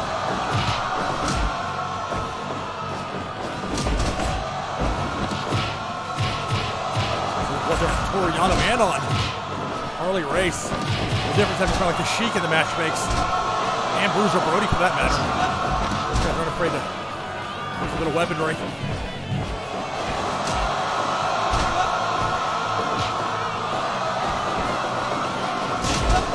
I love the way that Paul Jones, creator wrestler, bumps over the top rope, just like how a manager should. It's like a comical way of falling without being unrealistic.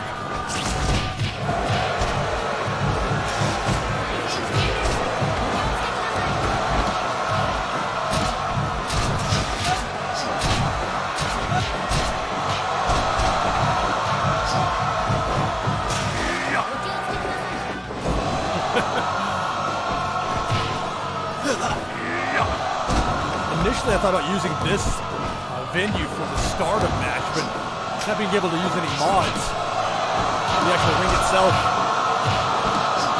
or the arena, I should say, as far as having the actual PA announcer, as opposed to just not having one.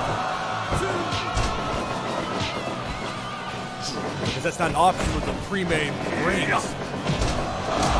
direction with it.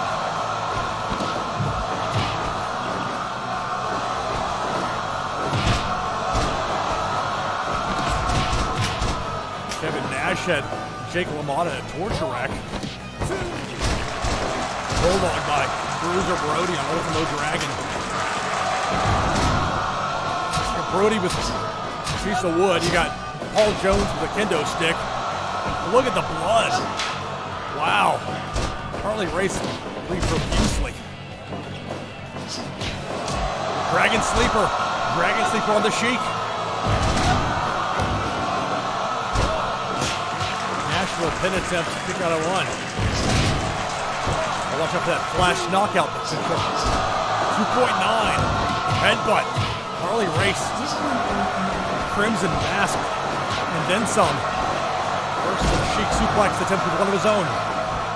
King Kong knee drop. Paul Jones also.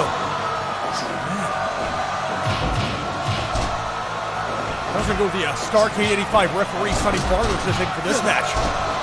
Blading in like all but two of the matches.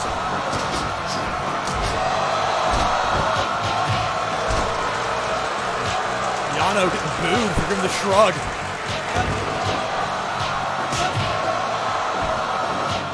That's ridiculous from Harley. I don't think I've ever seen anything look like that in this game. That's gonna get busted open, but not to that degree. I wonder if there's any connection or correlation with that in the bloodstains being turned on, which they kind of have to do to use any odds for whatever reason. I know it's being looked into why.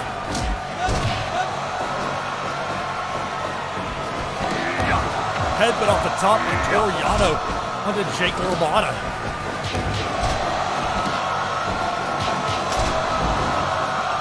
Oh, the jumping knee by Yano connects. Ultimo Dragon. Critical. Paul Jones. Number one, Paul Jones just got critical. He's eliminated.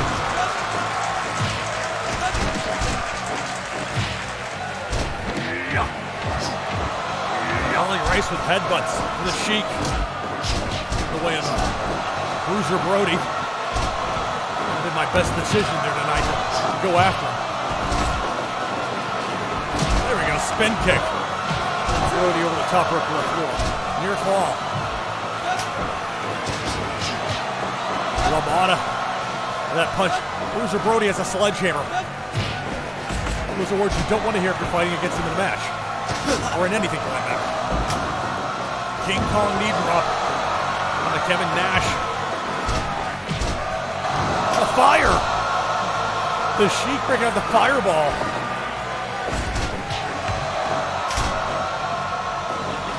Weaponry aplenty. So notice how the blood on Harley Race has disappeared. There's some weird, I don't know what's going on with that. It's been like that since the whole, whenever the last update was made with the game.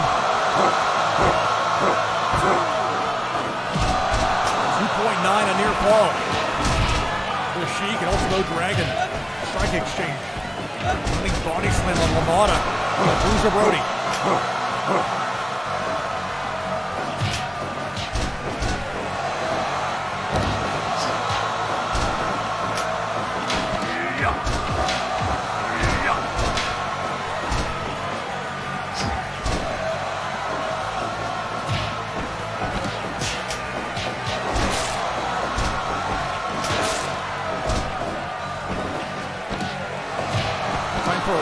Harley Race.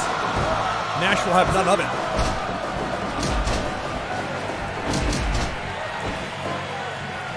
Scoop and a slam by Brody. Ultimo Dragon. Body slam on Yano. Yano's eliminated. Down to 6. Also a cradle on Lamotta, but Red Shoes was occupied. The fork. The Sheik. Stabbing Jake Lamotta over and over.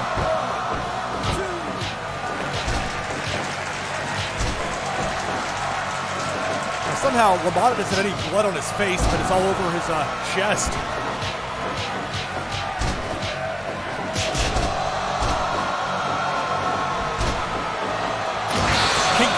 knee drop that knocks out Jake Lamotta.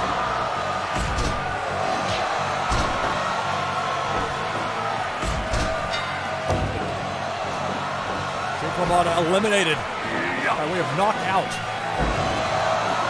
Brainbuster by Harley Race on Bruiser Brody. It's the Sheik who throws a fireball. Didn't hit anybody. Kevin Nash. Harley Race goes for a pile driver on Bruiser Brody, and I'm playing as Ultimo Dragon. I'm gonna pick up that kendo stick. There we go.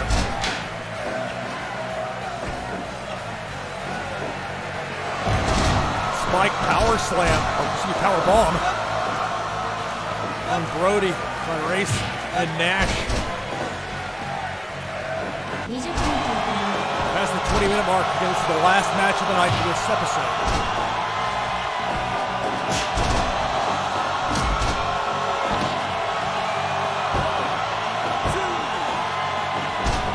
Count on Kevin Nash, Ultimo Dragon. Race has a Bruiser Brody pile driver. We'll try for the pin. 2.9, a near fall on Brody. The Ultimo Dragon. Bulldog. Brody. Dragon Sleeper on Nash. And a submission. Ultimo Dragon gets a submission out of Kevin Nash. Punishment for his booking in WCW, perhaps. Finally, Harley Race has seen enough. Down to 4, Race. The Sheik. Bruiser Brody swinging that kendo stick. Ultimo Dragon. 4 left. It's an elimination match. The Sheik and Harley Race. And that sledgehammer. Now it's Brody with a kendo stick.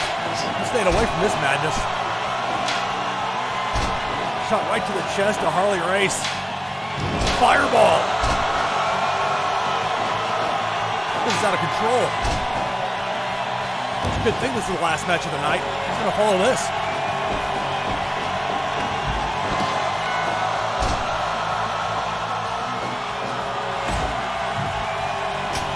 Brody has broken out the barbed wire baseball bat. Harley Race pile driver on the Sheik.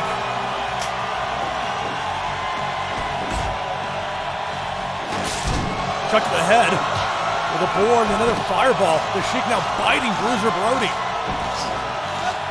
Body slam. And a headbutt from Harley Race on Ultimo Dragon.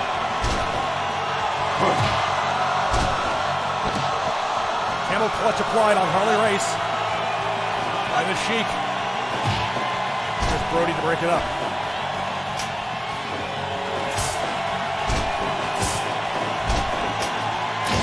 Critical. The King Kong knee drop is critical to Harley Race. Brody's already moved on trying to get the pin. And a 1 count of the Sheik who kicks out. Past the 25-minute mark of the match. Pile driver. The Sheik with a pile driver. And a sickle. Going after the forehead of Bruiser Brody. Now the barbed wire baseball bat. Connects. The barbed wire baseball bat again. Brody, undeterred. Knee to the back and drops the Sheik right on that barbed wire baseball bat. A low blow by the Sheik. Camel clutch applied.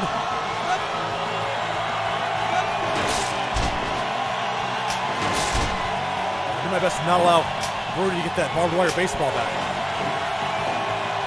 Again.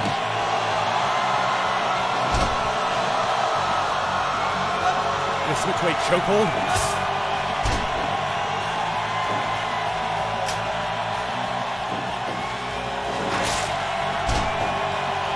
Ultimo Dragon. Brody drops his guard. He really shouldn't have done that.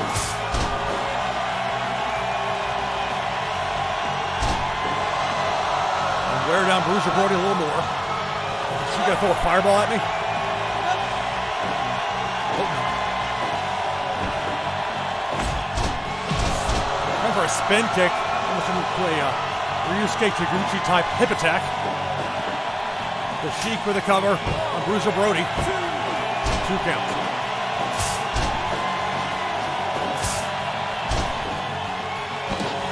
Skull cradle on the Sheik.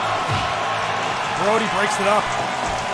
Ultimo Dragon sends Brody to the outside. And now the Sheik slamming Ultimo Dragon in the head. Laid him under the mask. A light tube. Bruiser Brody with a light tube.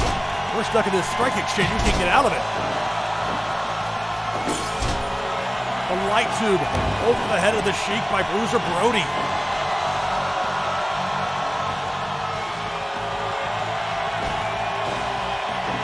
Running power slam. There's the power slam from Bruiser Brody on the Sheik.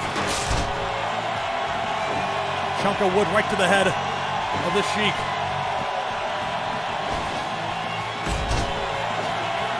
Channel clutch applied.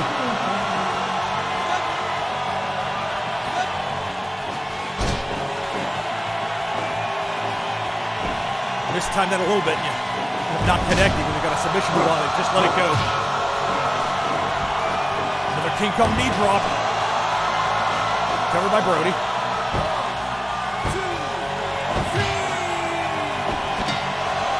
So the Sheik's eliminated, but he's going to choke out Brody before he heads to the locker room. It's down to Ultimo Dragon and Bruiser Brody. Last two left in this elimination match. Has been quite the war, as you can see.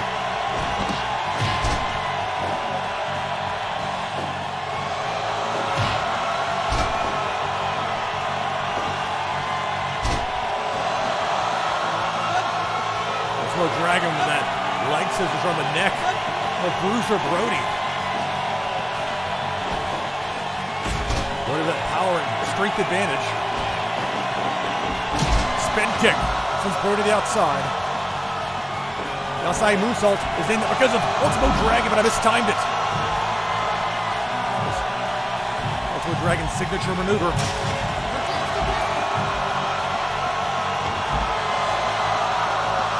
More than 32 minutes into this match.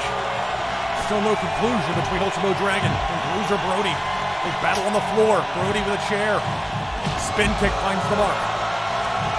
Dragon Sleeper on the floor. The Dragon Sleeper. Can't submit, but you sure feel a lot of pain.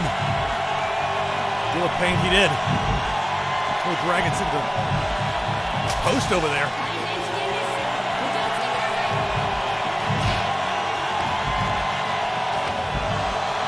Elbow drops on Brody. Ultimo Dragon. It's not going to be very much good when you get Raw on the floor.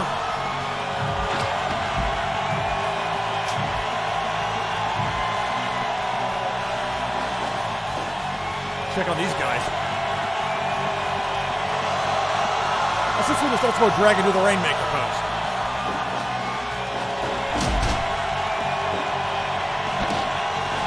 Skull cradle. Stuka, 35 minutes and counting. Now the Rana. Two count with a flying reverse victory roll. Brody to the red corner. And that top rope by Ultimo Dragon. Thumb to the eye. And a leg drop off the top by Brody. He's weakened. Can't make the save. I can't go for the cover, I should say. Now go back to that neck triangle. No saves to be left. You got two guys remaining in this match. Started with 8. Brody, thankfully, dropped the sledgehammer. Dump him unceremoniously to the outside. And a tope connects. Spinning toe hold on the floor.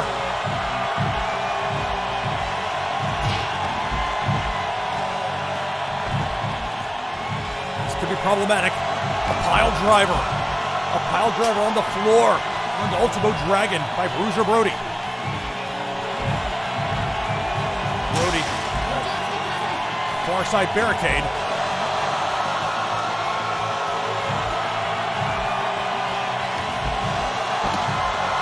I tried to roll him up with a rubber straw.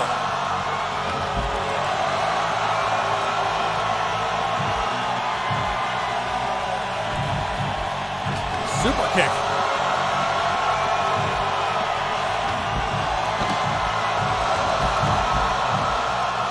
what I was trying to do. Dragon Sleeper. Signature submission maneuver. Ultimo Dragon. Trying to wear down Brody. He's kicking out 2.9.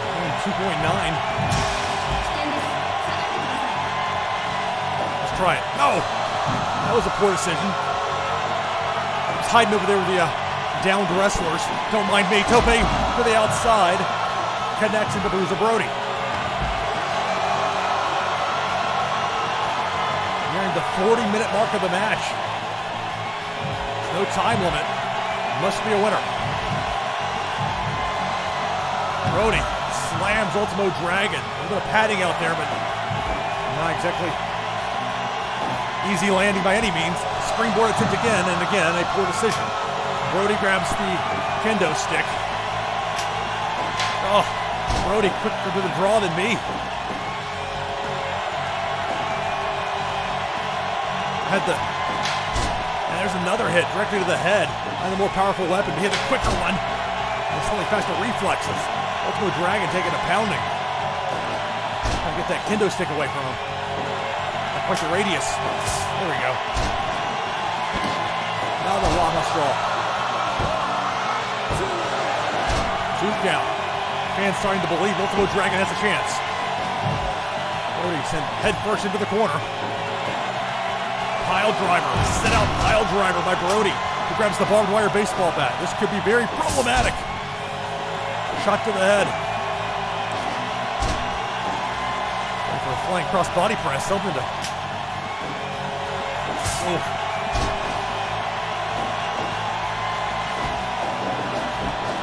Another reason to use the non-barbed end on that one. Big boot. And a cover by Brody on Ultimo Dragon to win the match. 2 count. Dragon Sleeper. Bruiser Brody submits. Brody submits to Ultimo Dragon.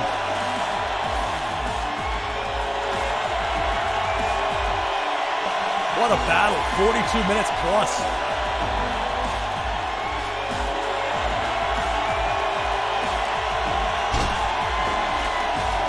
Anything off the top rope.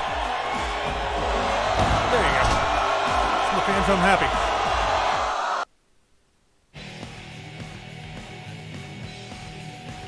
So we had fireballs, we had forks, sickles, barbed wire baseball bats. But at the end, it's Ultimo Dragon with his signature submission maneuver, the Dragon Sleeper. Gets the submission out of no less than Bruiser Brody and take home the victory. All right, so that's going to do it for this broadcast, episode number 3. May do another tomorrow, I'm not sure. It's been a lot of fun. That's going to do it for now. This video will be up on YouTube later. Of course, it'll be immediately available on Twitch, or it should be at least. But I do it that way to make sure that I have a 720p 60 or whatever the designation is that's steady throughout. Sometimes with a live feed, something can get caught up in the system and the video quality suffers, but that's your only copy of it, then you just put yourself in a spot where you can't get it back, if that makes any sense. So, okay, so that's it for now. Thanks for watching. Luke Plays Fire Pro, episode number 3.